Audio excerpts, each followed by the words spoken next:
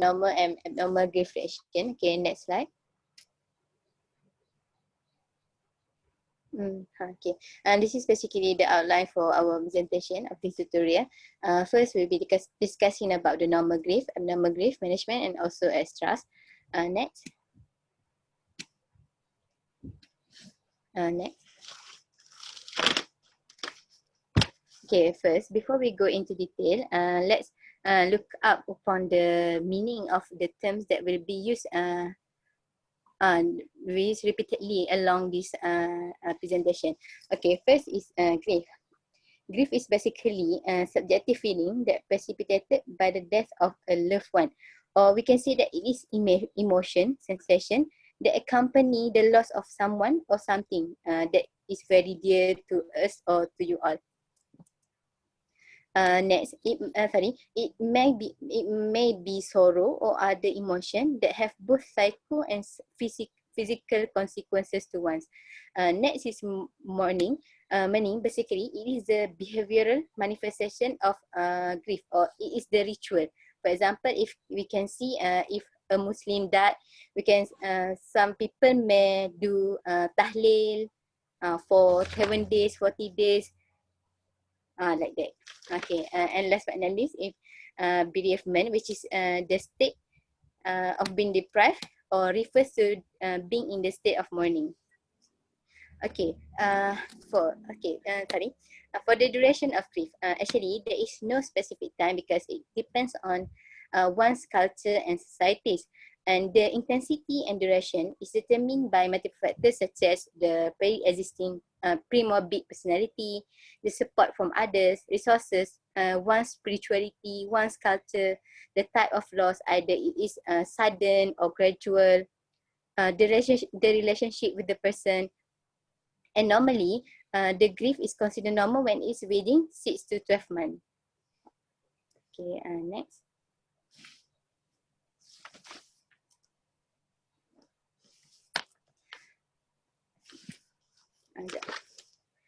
In 1969, Elizabeth Kubler-Ross introduced the 5 stages of grief based on her years working with terminally ill cancer patients. I'm sorry for the small detail. You all can zoom for better view. Sorry about that. Okay, we go one by one.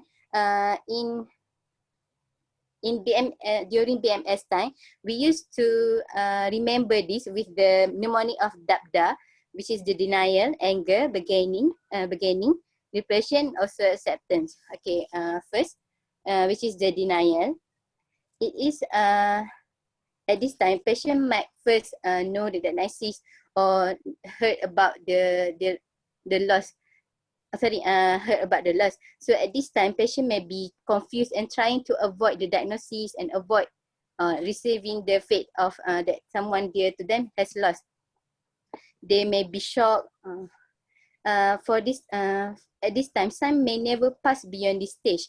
In order for the degree of denial to be adaptive or maladaptive, it depends either patient continue to get treatment or not getting treatment. Okay. Next is about anger. It is when for the shock and denial. For example, the question that patient might be asking is, for example, this can't be happening to me. Why this is happening to me? Okay. Next, for anger, patient may ask like, why is this happening? Who is this to blame about this?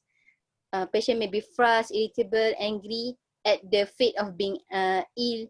They might be angry to God, to their family, to the fate, to the friends, and even they might be placing the anger towards others.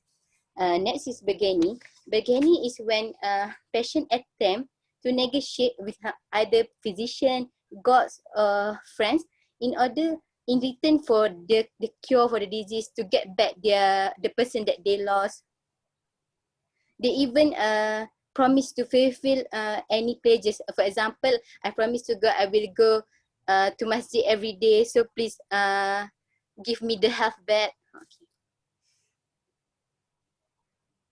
Okay. Next is depression. At this stage, patient may be overwhelmed, filled with helplessness, hostility, and also flight. And the clinical sign of depression might be showing from the effect of illness. For example, if they get sick, they might be losing the job. Okay. At this time, they may be saying that I am too sad to do anything. And last but not least, where they started to settle down, where they explore options and new plans in place and start to moving out, where they might be saying that I am at peace with what is going to happen or has happened. However, in the Kaplan and Sadok, the investigators, they mentioned that the Kubler-Ross 5 stages of grief does not prescribe a correct cause of grief. Rather, it is just a general guideline. On the other hand, they propose that grieving process model include 3 or more of partially overlapping phases, such as 1, the initial shock and disbelief and denial. Second, acute discomfort and also social withdrawal. And lastly, restitution and reorganization. Betul ke Dr.? Okay. Okay, next. Terus dulu. Apa? Nak teruskan dulu. Okay. Next slide. Okay, you can zoom the slide. So it's known that the bereavement, previous slide, sorry. Bereavement, it often evoke depressive symptoms. So it is very important to differentiate between the normal grief reaction and also the major depressive episode. Okay, this is what I get from DSM-5. Basically, if it is quite the same from the for the both table, we can differentiate it based on few criteria, which is the affect, dysphoria, pain, thought content, self-esteem, and also thought of dying. Okay, let's go briefly. For example, for the affect, patient might having the feeling of emptiness and loss. Meanwhile, in MDE, there is persistent depression of mood, and they even unable to anticipate happiness or pleasure. Dysphoria is basically the state of unease or dissatisfaction. Okay, where in grief, the dysphoria might be like wave, increasing and going down, and usually associated with the thought and reminders of the deceased. Meanwhile, for MDE, it is more persistent and not tied to any specific thoughts. Pain, for grief, it may be accompanied with positive emotion, also humor. But for MDE, it may be pervasive unhappiness and also misery. Thought content, usually, grief patient, they are preoccupied with thoughts and memories of the deceased, while major depression more onto self-critical and pessimistic rumination, means that patient to believe that the worst will happen. Self-esteem, usually in grief, they are preserved. Means why? Kalau patient rasa bersalah pun, usually if rated in, contohnya, I have not said enough love to the deceased, I've not visiting them frequently enough. Meanwhile, for MDE, patient might be having feelings of worthlessness and self-loathing, which is headed towards oneself. And last but not least, grief, if about the thoughts of dying, generally they focus on the possibility of joining them. Meanwhile, for MDE, they might be focusing on endings one's own life.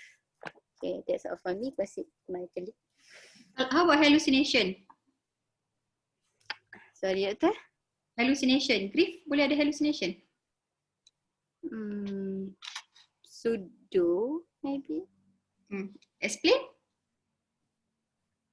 Explain. Doktor. Saya tak pasti satu, Doktor.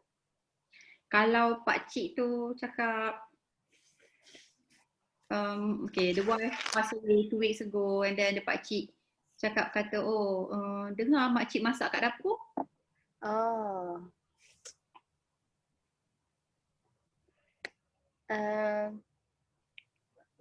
It is pseudo hallucination when it does not fulfill the coin's characteristic. So is that okay? How if that's okay, then what is the limit for you to say that's okay?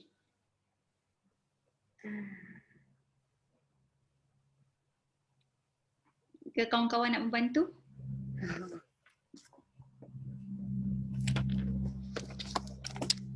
Tak larat dah. Okay. Kalau setakat dengar macam makcik macam masak kat dapur, kalau husband yang pass away, dengar pakcik macam tengah potong rumput kat luar, it's still acceptable.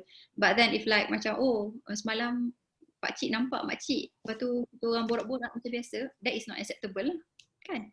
Because how can sometimes because if it's your memory of someone you fond, you rasa like the present is still there, kan? But when you look, there's no one there. Kadang-kadang you nampak macam kelibat because you are so used to have that makcik in the house, kan? That is acceptable. But if you saw the makcik and then the makcik come sit with you and talk to you, picit kepala and all, of course that is hallucination lah, kan? That is not real anymore. So kena tahulah apa yang okay, apa yang tak. Okay? And then kalau grief can it escape? Tadi kan dah. Boleh tak kalau tiba-tiba dia start denial, lepas tu tiba-tiba dia bargaining, lepas tu tiba-tiba dia marah, lepas tu sekejap lagi dia bargaining balik, lepas tu dia marah. Boleh tak?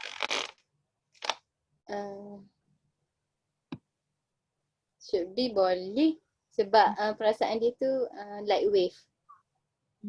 So selagi dia tak sampai ke acceptance yang betul-betul tu, sometimes tak resolve betul-betul kan, dia boleh bounce around.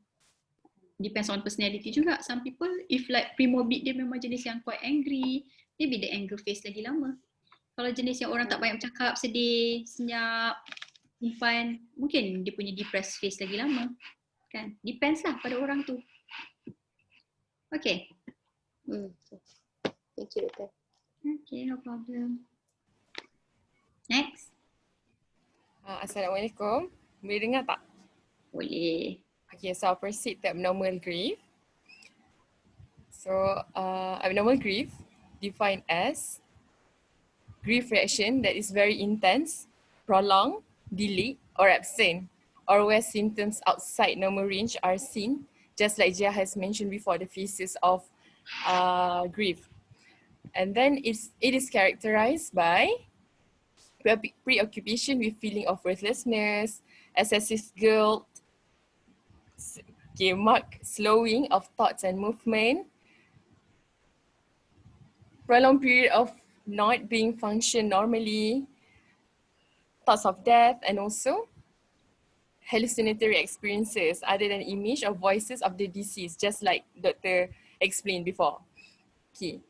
And then the risk factor of developing abnormal grief, it can be from the patient itself, patient underlying history of depression, or maybe the patient had a very intense early grief, or patient had some depressive symptoms episode, or maybe patient had lack of social support, or maybe the death is unexpected or very traumatic, or maybe patient had little experience of death. Okay, and then moving on to the complicated bereavement.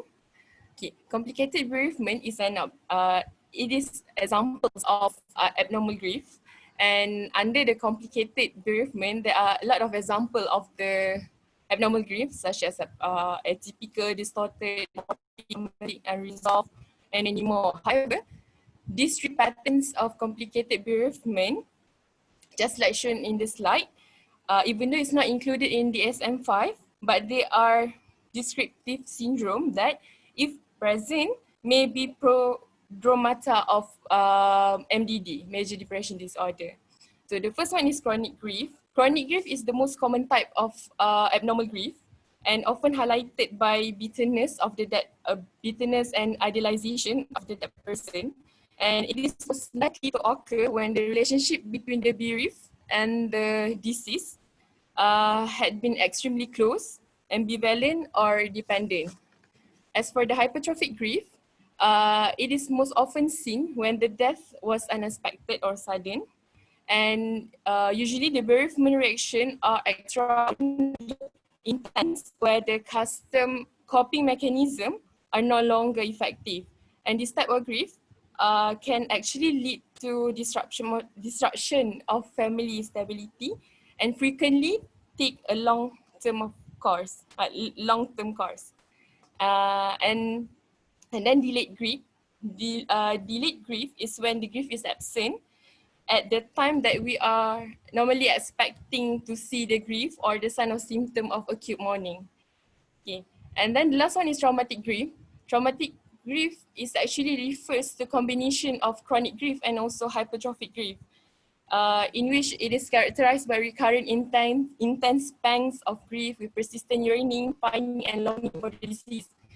And patient had also had recurrent intrusive images of death, distressing admixture of avoidance and preoccupation with reminders of the loss. And in this type of grief, the positive memories are often blocked because patients are very persistently sad. And this is commonly found in patients who had underlying mental illness. Okay, and the last one is a little bit explanation about the persistent complex. Next slide. Okay, persistent complex bereavement disorder. This is in DSM-5. There are a lot, but in order for us to diagnose patients that have persistent complex bereavement disorder, we need to look at the criteria. And what I want to highlight is that the duration of in order for us to diagnose this disorder is, it have to be at least 1 year for an adult. And as for the children, it need to be at least for 6 months. Okay. Okay, I think that's all from me. Okay. I rasa masa you follow, I did mention some other type of relationship. Maybe tak termasuk in this kind, maybe it can be under subtype of this pathological grief. But what the nature of the relationship? What of the nature of the relationship that can cause pathological grief ke, abnormal grief ke? Sorry, doctor? Again? What type of relationship that can cause quite bad grief? Husband and wife? Apa je husband and wife? Spouse meninggal. But then Parents?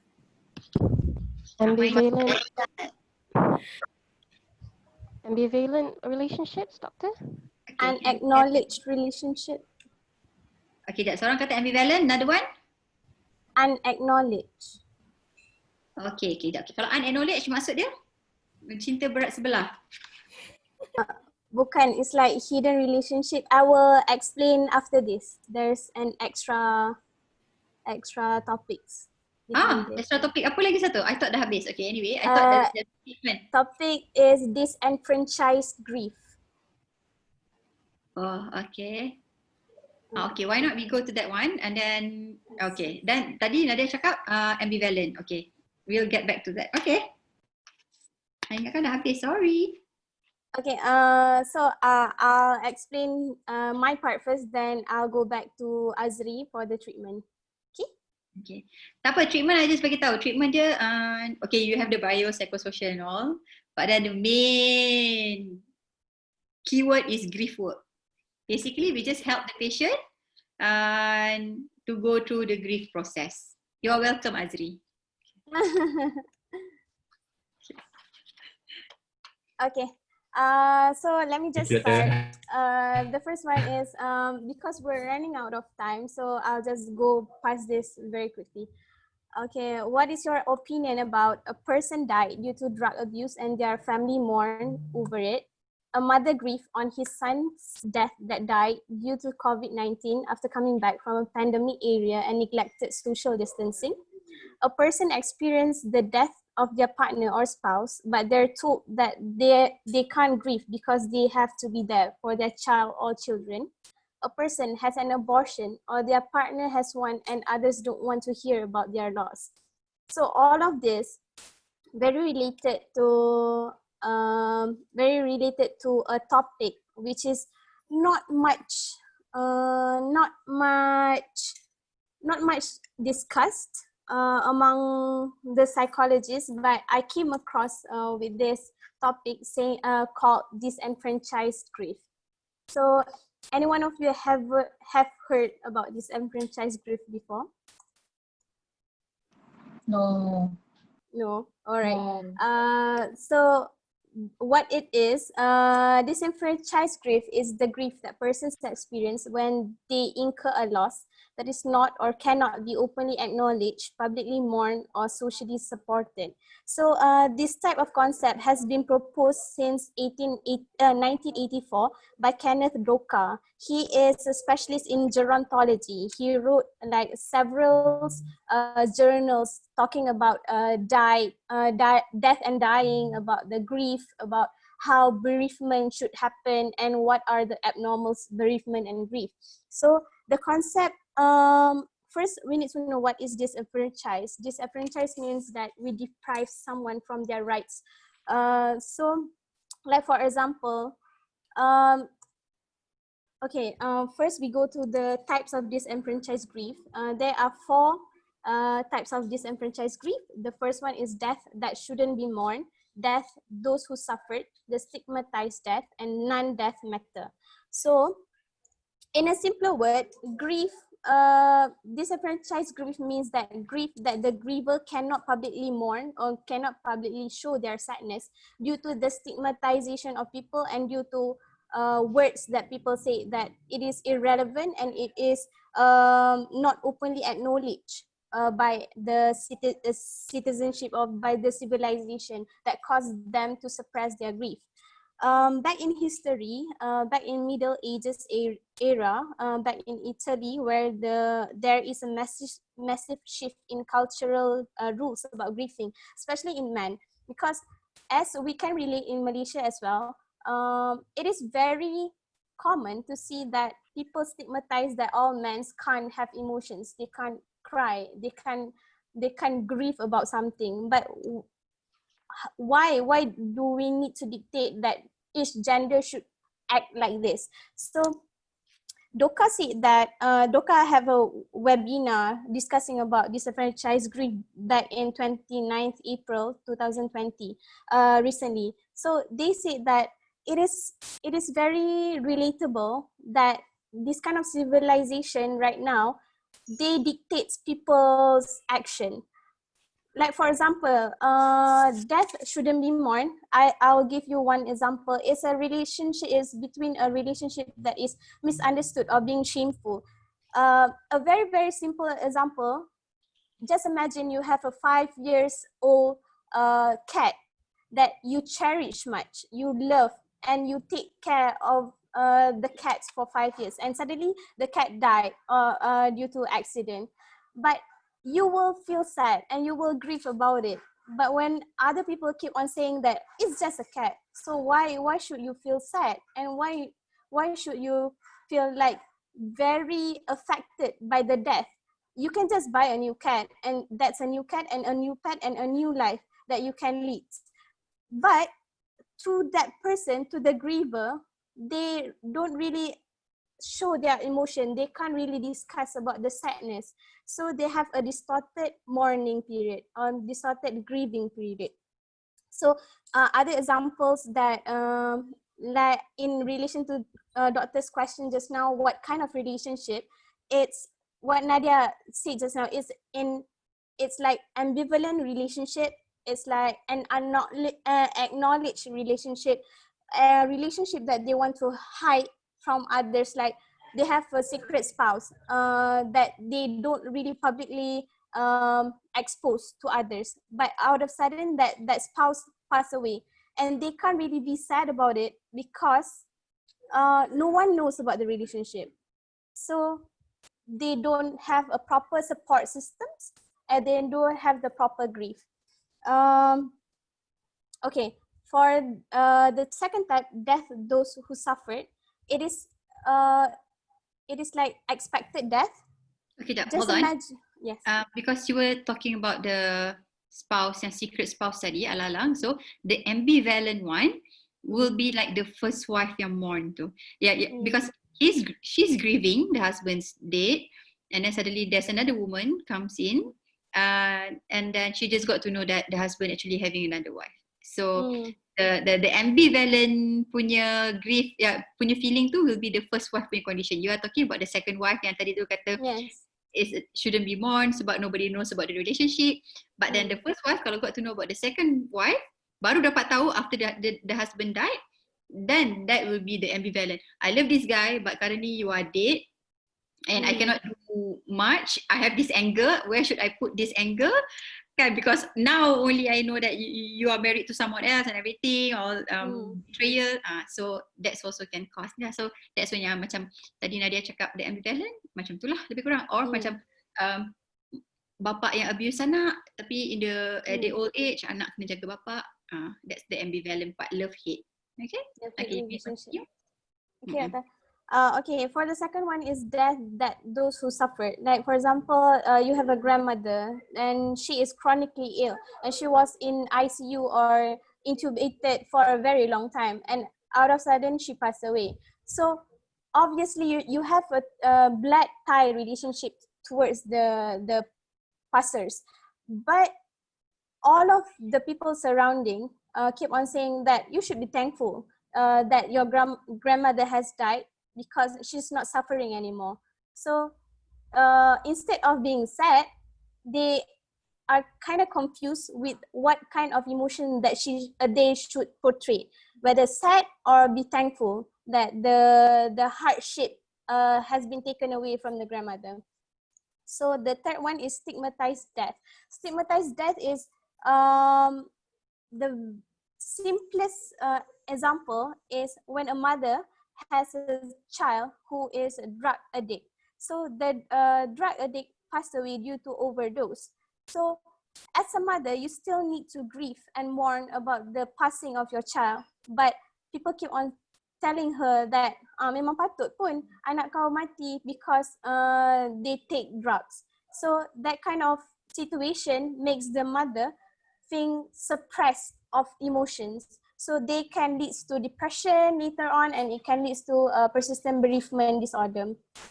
So for non-death matter is when someone experience a situation where the ability has been taken off, like for example amputation, loss of ability to see, death, and etc. So what I can conclude from this is that it is very today's presentation is very like follow the flow, where we can see that different personalities, we learn about personality disorder just now, right? So different personalities have different criteria, and due to that we build a civilization, and each of us individuals are different, so the opinions about a certain matter is different. Like for example, someone will say that a drug addict person is a very bad, so you have no rights to grieve upon their death. But some other person will think that a mother is still a mother, so they have emotion, they should grieve about the death of the passers. So yeah, I think that's about it. I think that's the last slide. So grief is a fantastic reminder to us all that things are not black and white. There is so much gray area to us, and within us all exist multitudes. So any questions? Before open for question, talking about drug addict, anyone watch 13 Reasons Why? Yeah, I do. Yeah. I watch all Baca the buku. seasons. Yes. I read the book. I didn't watch it though. Okay.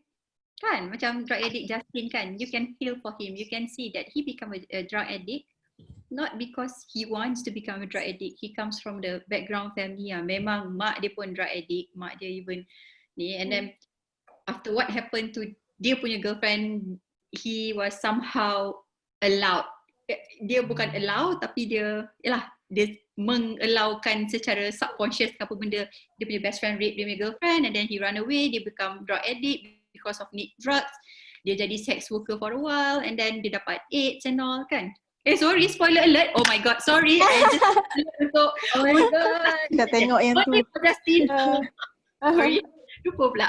But then, semangat kan? Okay. Anyway, but then, because we were discussing about drug addiction 2 weeks ago in our Grand Walk Round. Drug addiction is about chronic relapsing illness. If you feel that, semua drug addict adalah antisocial, macam tadi kita cakap, tak semua drug addict adalah antisocial. It's a chronic relapsing illness. Dia boleh relapse, lepas tu kita rawat dia balik, kan? So sama lah, so a mother's feeling memanglah dia akan sayang kat anak dia. Tapi kita as a doctor especially, kalau kita pun stigmatize a drug addict because of they are addicts, problem lah, macam mana kita nak treat? So anyway, okay, back to grief. Dr. Jack, I just Policy application Justin tu je.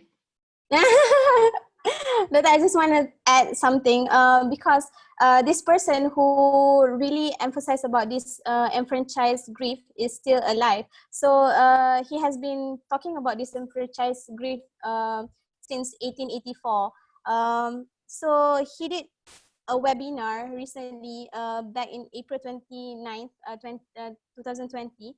They talk about how right now this enfranchised grief is very relatable due to COVID-19. So because as we can see that certain people have passed away not due to the disease itself, due to other comorbidities and due to other illnesses, but people or the civilization keep on saying that because it is not the cause of death is not related to COVID-19, so you should just go and have a proper funeral and just forget about it because it's not as important as COVID-19 now.